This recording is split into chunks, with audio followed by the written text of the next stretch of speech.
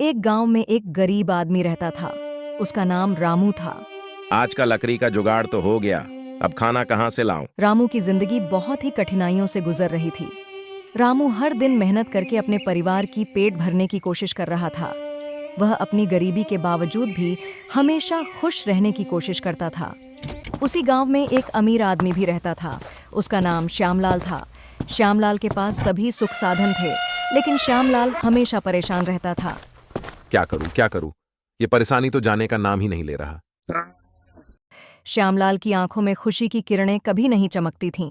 खुशी की तलाश में श्यामलाल बेसनी से भटक रहा था। भटकते हुए एक दिन श्यामलाल ने रामू को पीपल के पेड़ के नीचे आराम से बैठो हुआ देखा। उसकी खुशी और आत्मसमर्पण देखकर श्यामलाल हैरान रह गया।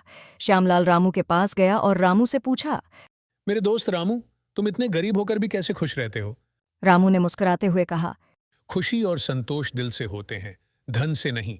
मैं अपने परिवार के साथ हर पल को खुशहाली से जीता हूँ। ऐसा हो ही नहीं सकता। इतने कम पैसे में कोई कैसे खुश रह सकता है? मेरे पास इतने पैसे होकर मैं खुश नहीं हूं। यह सुनकर रामू ने श्यामलाल को एक दिन के लिए अपने घर पे बुलाया।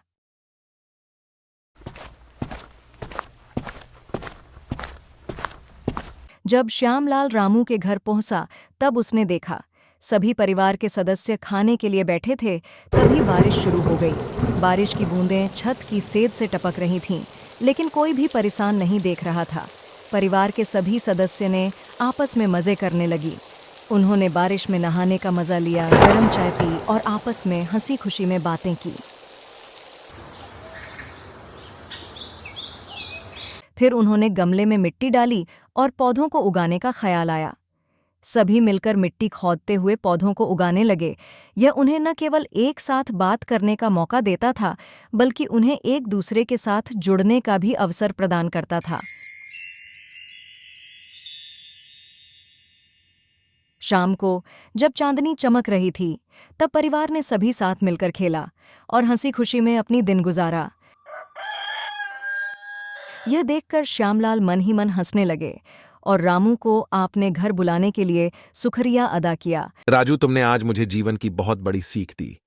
तुम्हारा ये उपकार मैं कभी नहीं भूलूंगा।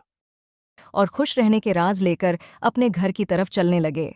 श्यामलाल ने इस बात को समझा और अपने जीवन को सुधारने का निर्णय किया। उसने अपनी सोच और जीवन शैली में परिवर्तन किया और खुशी का संचार किया। इस कहानी से हमें यह सीखने को मिलता है कि धन और संपत्ति का महत्व है, लेकिन असली सुख और आनंद उसमें है जब हम अपने परिवार के साथ समय बिताते हैं, उनके साथ खेलते हैं और उनकी खुशियों में हिस्सा बनते हैं। इस तरह की और वीडियो देखने के लिए चैनल को सब्सक्राइब करें।